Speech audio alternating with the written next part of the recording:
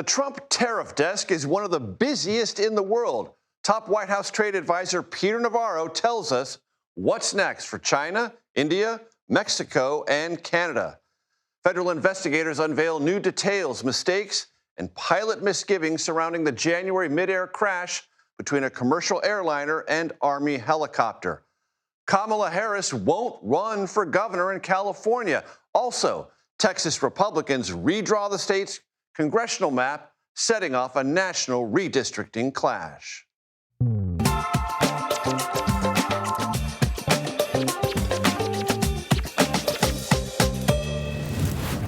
Hello, everyone. I'm Major Garrett in Washington. Welcome to the Takeout.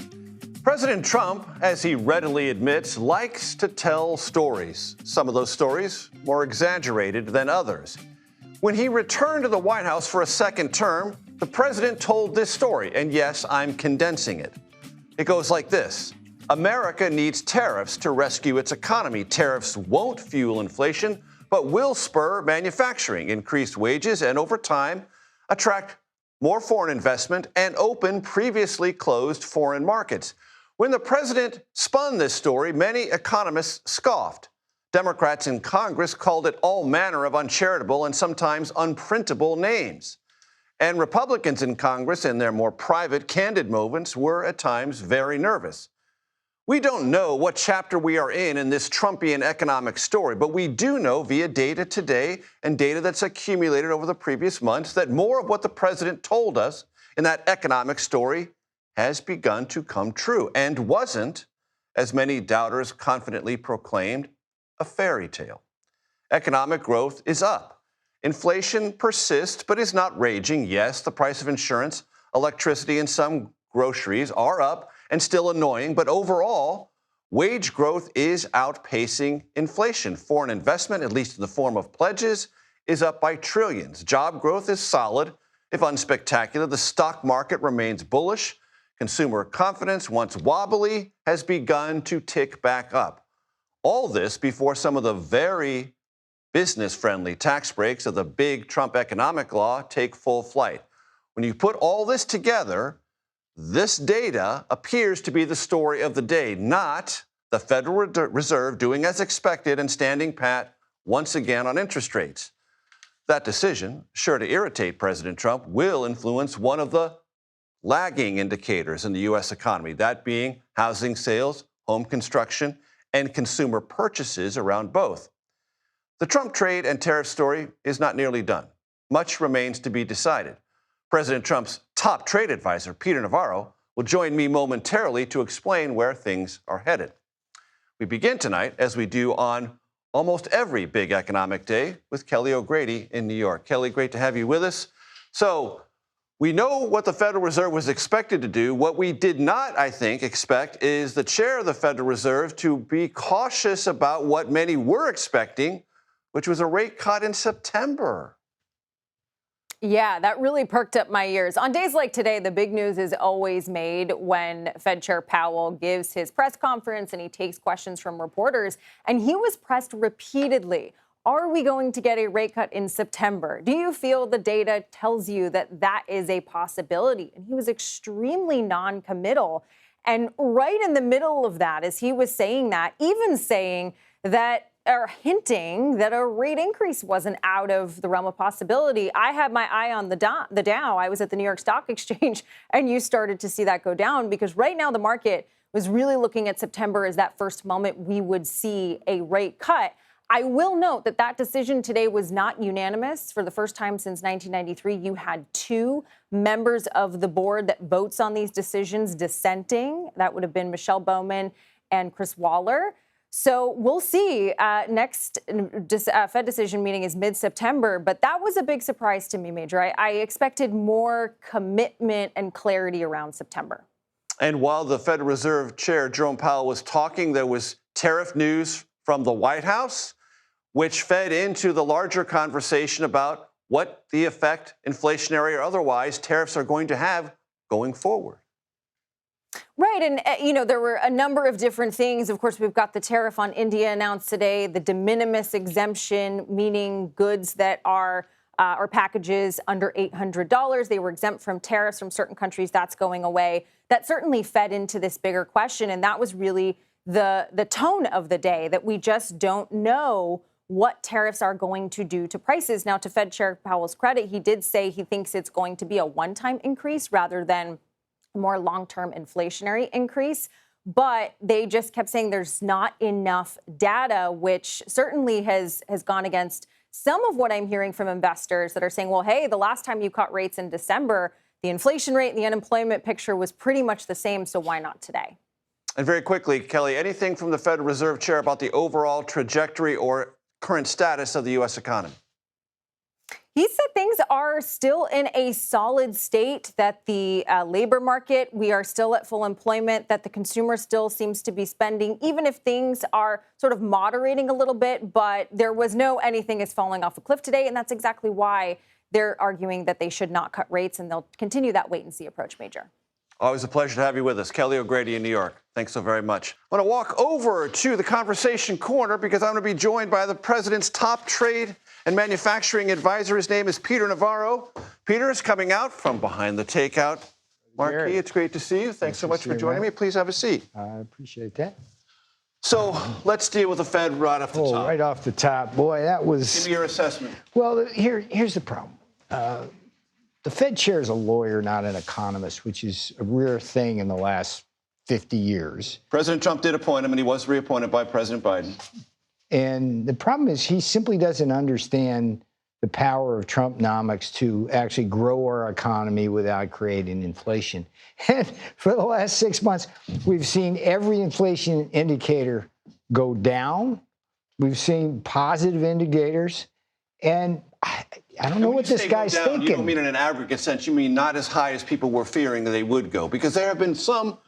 It's been going down, but we always beat the estimates. Right. I mean, today it was like 1% lower than it was last month. But here's the point. It's like when he holds the rates up like he's doing, that imposes real costs on the American people. I mean, if you're trying to get a mortgage, That's what I mentioned. The lagging indicator is housing construction, housing sales, and consumerism around those parts of the economy. We've got debt that we got to finance. 20 to 30% of the debt we finance is short-term debt that we use. So we're paying tens of billions of dollars more for that. It's suppressing GDP growth. It's probably going to cost us 0.5 point of GDP growth, which is about 750,000 jobs.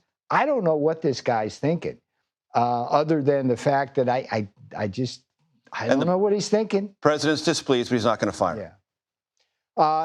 What I was hoping for, and I'm still hoping for this, is that the Board of Governors themselves, there's 7 people that make this decision. It's not Powell. He's not a dictator on this.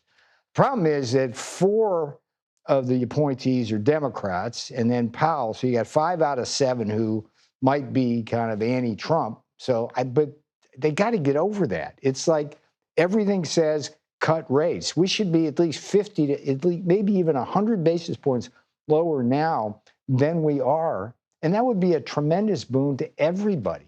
Let me ask you some very basic questions about what's coming ahead. August 12th is the deadline for China and the U.S. to resolve its trade differences. The Treasury Secretary, Scott Bessent, said earlier this week it will probably be a 90-day extension. The Chinese are basically announcing there'll be a 90-day extension. Will there be?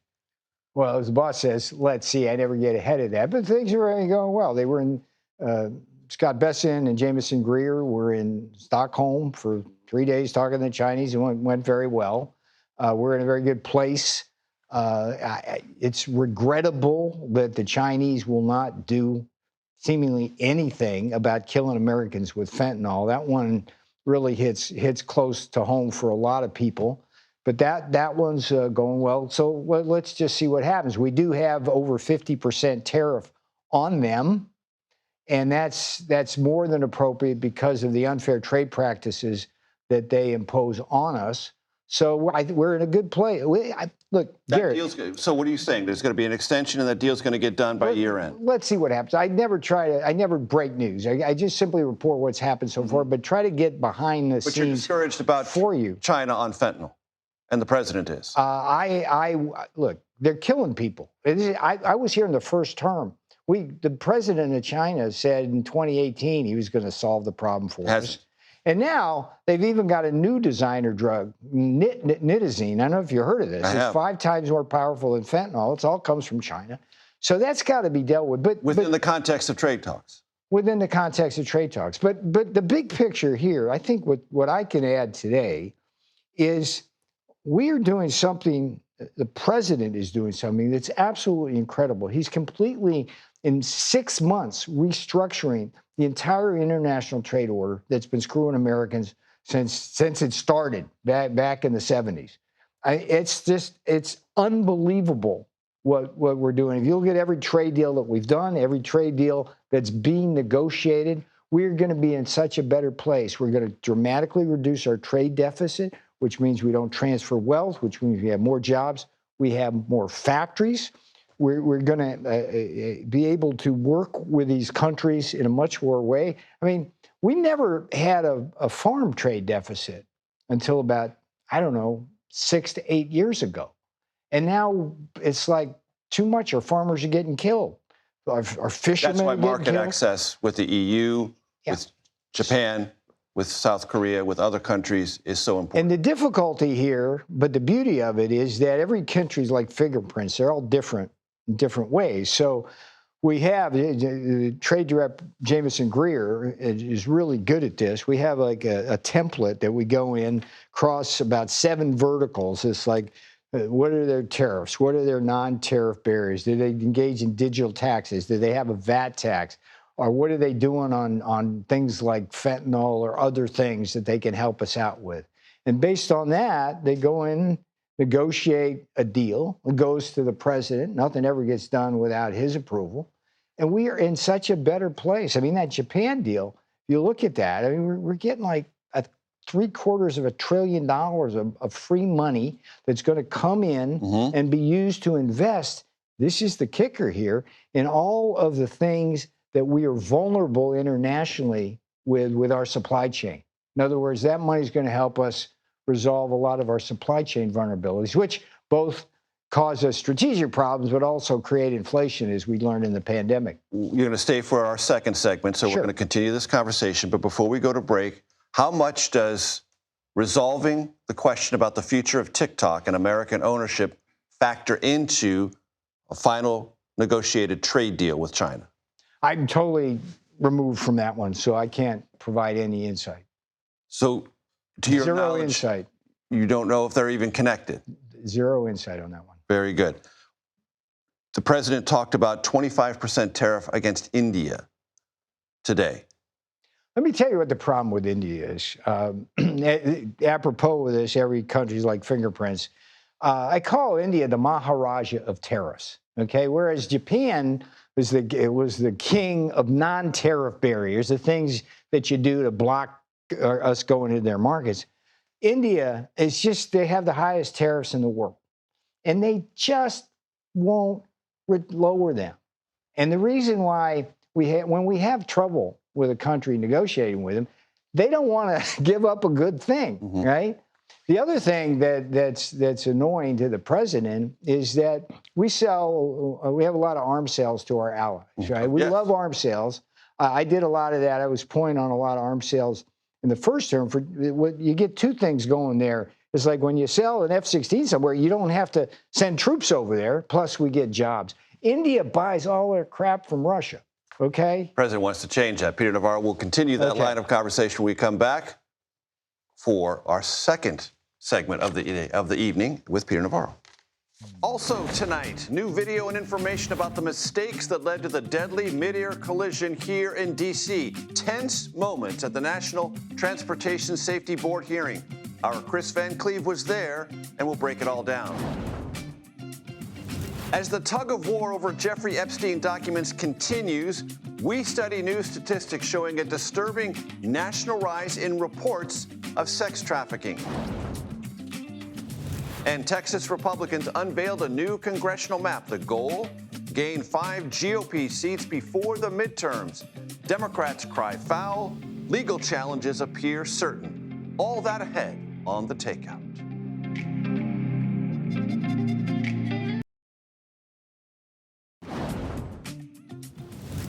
Welcome back to Takeout, continuing our conversation with top Trump White House trade advisor Peter Navarro. So there are lots of fangled and newfangled words in the trade world. De minimis is one of them. Yes. Let's break it down. What it means is, in this context, packages shipped into America, $800 or less, were exempted from any tariff. Now, as of August 29th, they will not be. Small businesses care about this because they do some of their business that way. If you're a Etsy, eBay, things like that. Why is this a good idea? Why will this not harm small businesses in the country? It's just a huge win for the American people. Why? You had a situation, every country in the world, okay, if they have a de minimis thing, it's like $10 or $20 or whatever. Ours in America got way out of hand. It went all the way up to $800. And there's all sorts of fraud. In other words. That's way too generous. And what this will do is basically protect all the manufacturers and the jobs therein who make the kind of stuff that's now coming in free of tariffs. The reason why we put tariffs on products from countries is because they cheat, full stop, okay? And when they cheat, products come in, they steal our jobs, they shut down our factories, wages go down. So the logic of tariffs is to stop that. But when you provide this giant loophole, I mean, this loophole is the biggest loophole in trade law because it's like $800. You close that. This is literally going to mean a couple of $100 billion additional in revenues collected over the next few years. And you know, how many schools can you build with that? How many roads can you build? How much debt can you reduce? So this is a great thing for America. And the beauty of this is, I mean, the critique of tariffs on the day I got here in the first term was it's going to create inflation. Consumers going to pay. We've seen no sign of that at all. None. Inflation.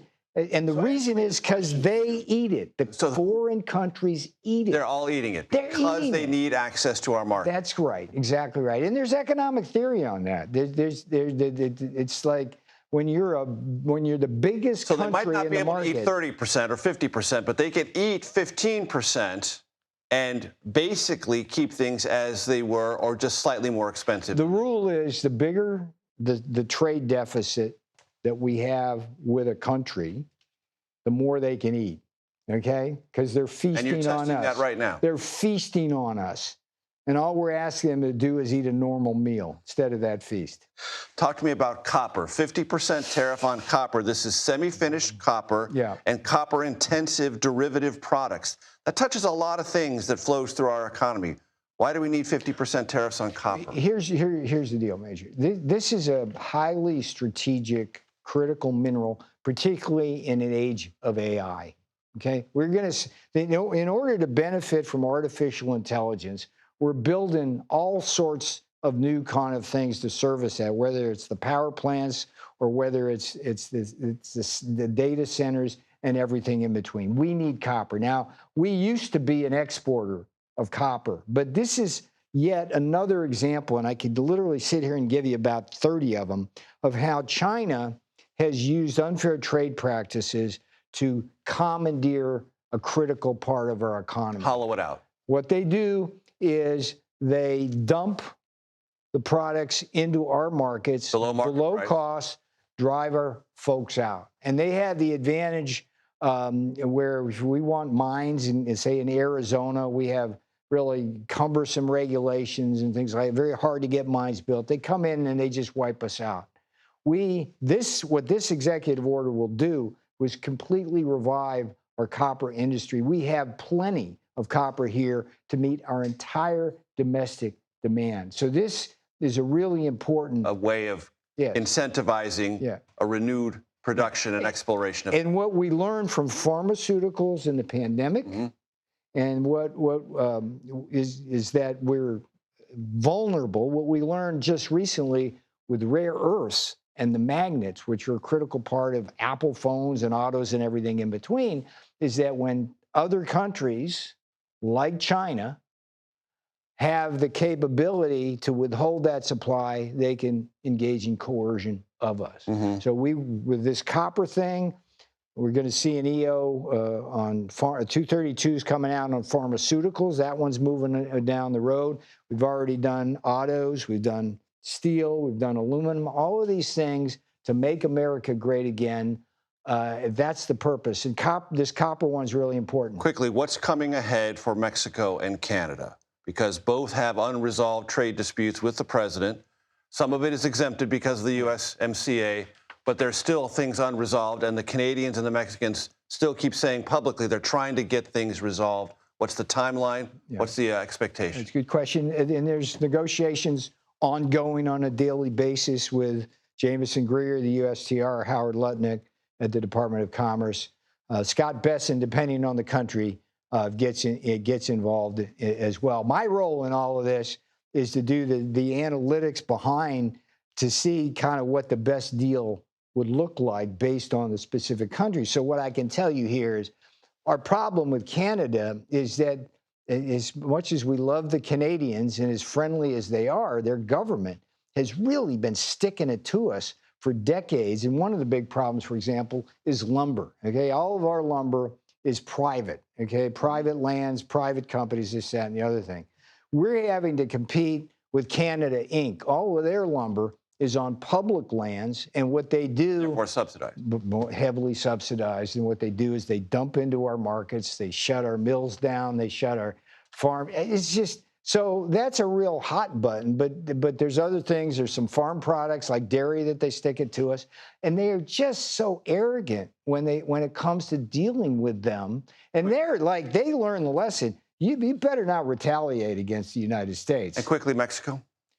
Mexico, boy, that one, we have just a huge, huge trade deficit with them. There's just a lot of things we got to work through, but we're working through them. Let's see what happens. And you'll come back and I will come back when we know the details. I love being here. I wore a tie for the occasion, but apparently that was the wrong thing to do. Not necessary. Peter Navarro will have you back. Yes, I appreciate sir. it. Thank you very much for your time. Yeah. 6 months on, there's still a lot we don't know about the deadly midair collision between an Army helicopter and an American Airlines regional jet near Washington's Reagan National Airport. We did learn more today from an ongoing NTSB hearing. We'll have details coming your way next here on The Takeout.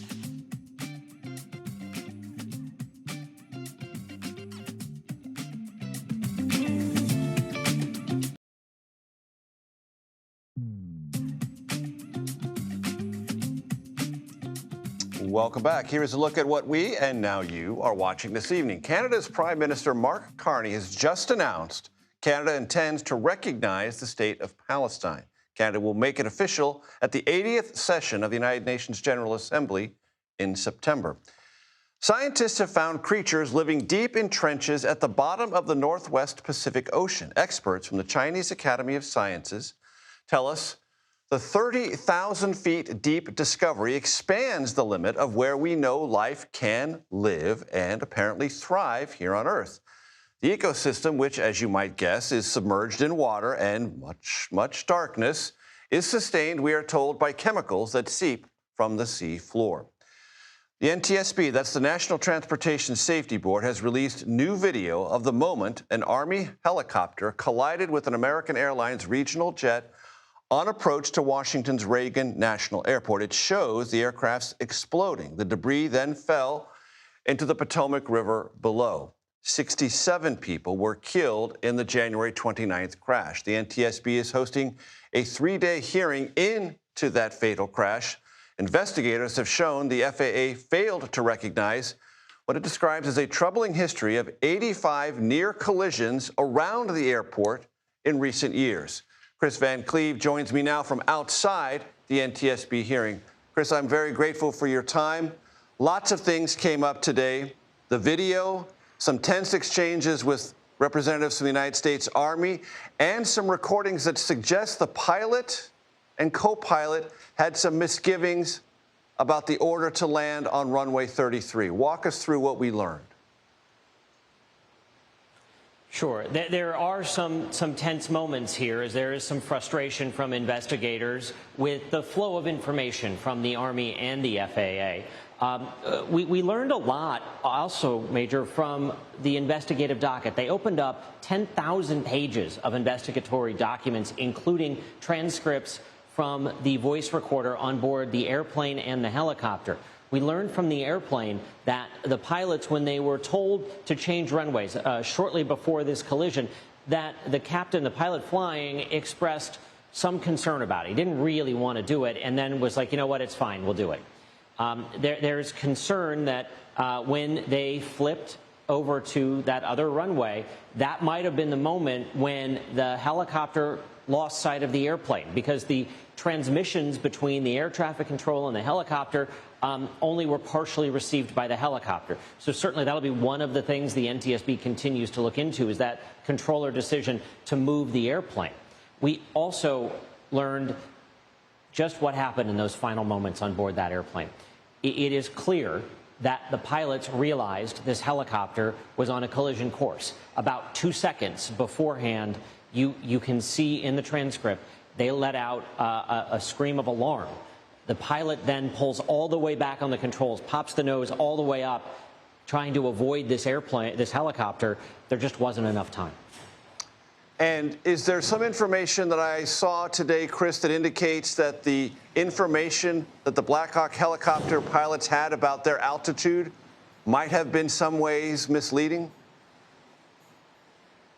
Yeah, and this is what the bulk of the day was really spent on, was a deep dive into the altimeters on board the Black Hawk helicopter. Altimeters tell the pilots the altitude they're flying at. And while there's an acceptable margin for error, what the NTSB found was that the margins of error observed in testing were as much as 130 feet. Why is 130 feet important? Well, the margin of error between planes and helicopters around DCA was as little as 75 feet.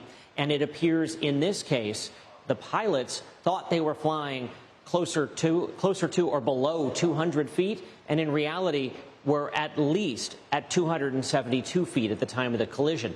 So the NTSB is concerned that the helicopter is essentially giving military pilots incorrect information. And when feet literally separate life and death, 100 feet off is deadly. Chris Van Cleve, I'm very appreciative for your time, your expertise, because these details are what other future incidents look at to avoid catastrophes like this in the future. Chris Van Cleve, thank you very much. Turning now to matters related to Jeffrey Epstein. In the years since the convicted sex offender's death in 2019, Justice Department data shows there has been a significant rise in human trafficking cases. These have been reported across the country. For insight into this, I'm joined now by Scott McFarland.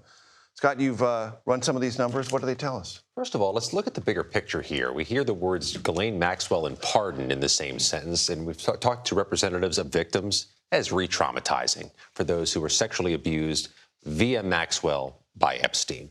That's your starting point. The other point, the next point, logically, though, is what's become of this issue after Jeffrey Epstein's death and after these convictions? And a CBS News review of data from the National Center for Missing and Exploited Children finds there's not just an increase in reports of child sex trafficking since 2019. There's a remarkable increase in reports of child sex trafficking since 2019. Look at those numbers in purple.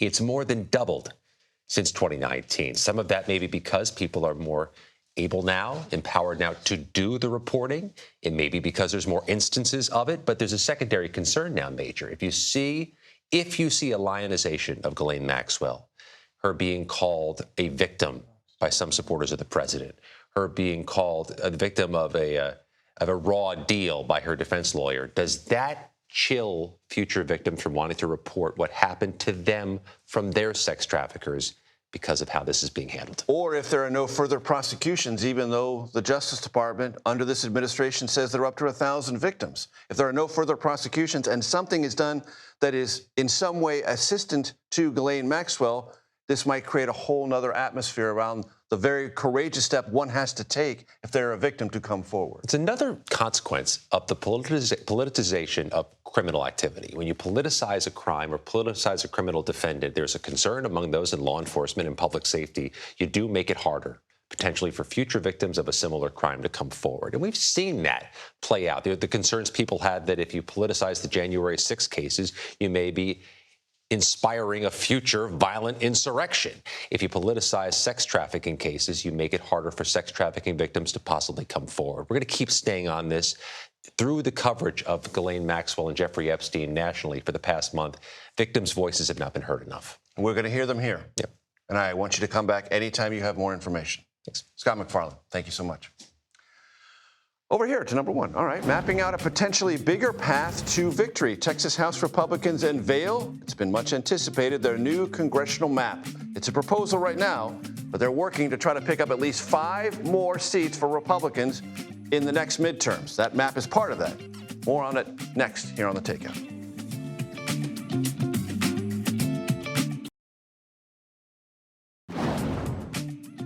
Welcome back to The Takeout. Texas Republicans today unveiled their new proposed congressional map in hopes of creating a bigger advantage for them and Republicans writ large in the midterm elections. If this map is enacted, and that's a kind of a big if, it would create 5 House seats that President Trump carried by 10 or more points in November. Senior congressional reporter for Punchbowl News, Ali Mutnick, joins me here in the Conversation Corner. Thanks so much for coming in. Walk my audience through the implications of this map and, importantly, what it might set off in other states. Yeah, I mean, Texas has 38 congressional districts. Republicans currently control 25. Under this map, they could control as many as 30. So that would mean Democrats have just 8 seats in the delegation. And, you know, the broader implication is that Republicans want to protect their House majority in what could be a challenging political environment, and they're trying to give themselves the best chance of doing that by an unprecedented, not quite unprecedented, but fairly rare mid-decade redistricting. It is not without precedent. It's happened in Texas before, went all the way to the Supreme Court, so it is legal. However, I have read that these lines, if enacted, might prompt their own separate legal challenges. There'll definitely be lawsuits. And, you know, Democrats are also hoping that Republicans have spread their voters too thin and that they'll be able to, you know, like shut down some of those losses, make sure that they can keep their numbers up higher. So I lived in Texas. I also lived in Las Vegas. There's a saying in Vegas, you probably heard it, what happens in Vegas stays in Vegas. There's also a phrase in Texas, don't mess with Texas. Well, this Texas thing is not going to stay in Texas, and other political interested actors are going to mess with the whole redistricting question as a result of what's now being set in motion in Texas. Yes, this is redistricting wars now. But I think the main thing to take away is there are big blue states that have said, we're going to redistrict to try to counter what's going on in Texas, California, New York, New Jersey. But it is really difficult for big blue states to redistrict because a lot of those places have redistricting commissions that can only be undone via constitutional amendment. It's not just calling the legislature into session and having them pass a new map. So it's much easier to do this in Texas than it is in those blue states you just ticked off. New York, New Jersey, California. That's right. And Ohio is already on track to do a mid-decade redistricting. They have to by law.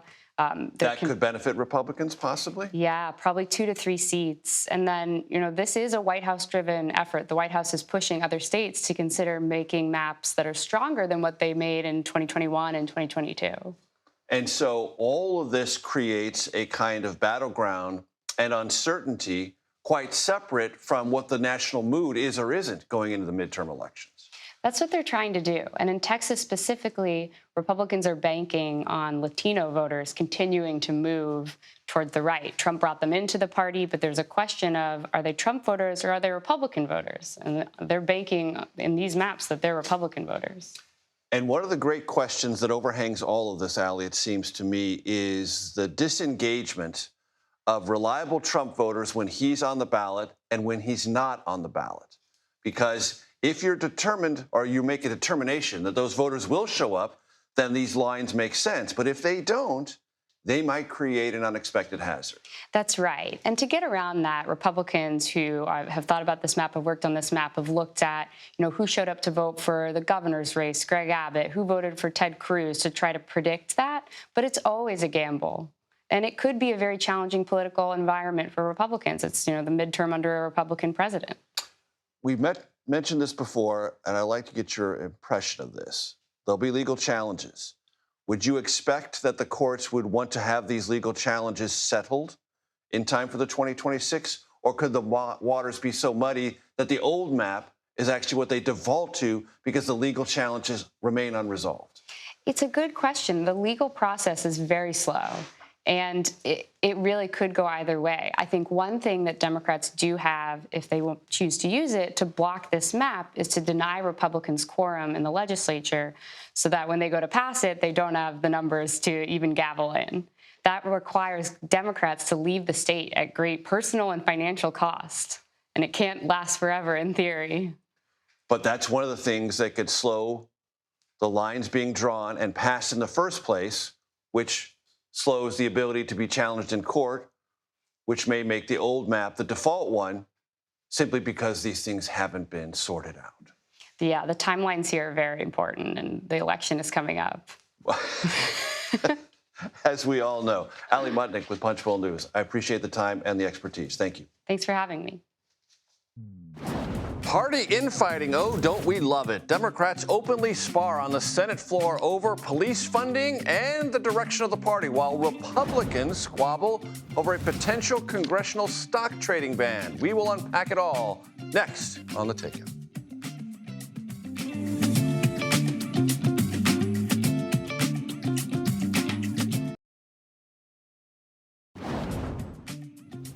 Welcome back to The Takeout. You've heard President Trump say this. Democrats, they stick together like glue. They never argue with each other. Not yesterday on the Senate floor. Rare moment of kind of a public spat. Senator Cory Booker in New Jersey doing so with Amy Klobuchar, Minnesota, Catherine Cortez Masto, Nevada, over bipartisan legislation meant to support law enforcement and their families. Listen. For us as a body to move forward right now is being complicit in what Donald Trump is doing. I say no. I will note that Senator Booker objected to my police reauthorization bill, the cops funding, the Clinton cops funding, long before Donald Trump came into office. This is why this is ridiculous. This is an attempt to kill all of these bills. I don't know why. I don't know why. So we have a family table here at The Takeout. And the family table a little bit more disrupted in the Democratic cloakroom, asked her yesterday. So to introduce our guests at the family table, Megan Scully, who runs Bloomberg News, Capitol Influence Team, and White House reporter for Semaphore, Shelby Talcott. So it's not just Democrats who are arguing with each other in full public view. Today, at a committee hearing, there were Republicans doing the same. It's late in July, almost August. It's hot, it's humid, everyone's angry. It's kind of coming to the surface. So I will do a mini dramatic reading of what happened. You see on the screen, Josh Hawley, Republican from Missouri, talking about legislation to ban stock trading. And he's responding to a question from James Langford, Oklahoma Republican. I don't have a blind trust. I practice what I preach. I don't have individual stocks. I don't trade in stocks. I'm not a billionaire, unlike others on this committee. To which Rick Scott on the committee, Republican from Florida, very wealthy. He made a reference to billionaires, he says, referring to Hawley. Okay, I don't know when in this country it became negative to make money. He goes on to say, the idea that we're going to attack people because they make money is wrong. It's absolutely wrong. I think it's disgusting. And then to add to the intrigue, the party strife among Republicans, this afternoon, President Trump says, I wonder why Hawley, meaning Josh Hawley, would try to pass a bill that Nancy Pelosi is absolutely in love with. I don't think real Republicans want to see their president, who has an unprecedented success, targeted because of the whims of a second-tier senator named Josh Hawley. Wow.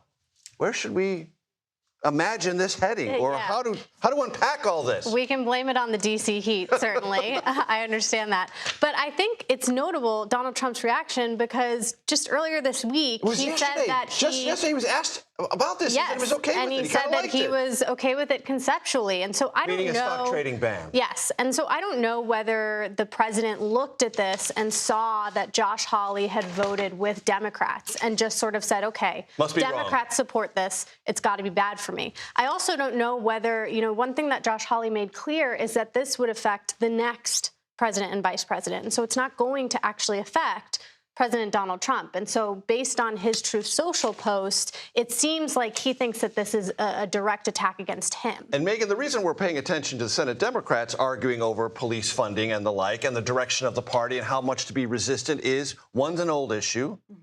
How much do you support law enforcement? Yes or no? How does that fall on the political spectrum?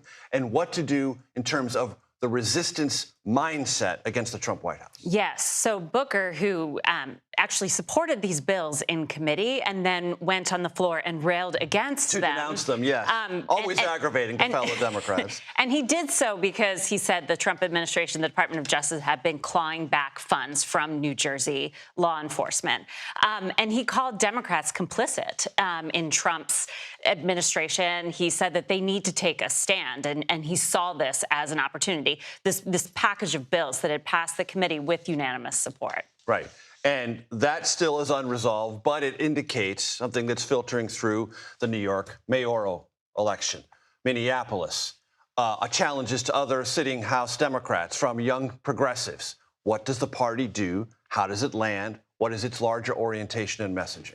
Yeah, this has been like a real fight for the Democratic Party, specifically on the issue of police funding for years. And we saw how it was sort of used during the presidential election to Republicans' benefit. And we've also seen how a lot of Democrats are now shifting their stance, not just on police funding, but on a whole host of other sort of social issues. But at the same time, I think what this particular fight indicates is that the Democratic Party still doesn't have a clear, concise agreement over A, what to do with some of these issues, and also B, how to push back effectively against the Trump administration. And Megan, big news out of California today. Kamala Harris not running for governor.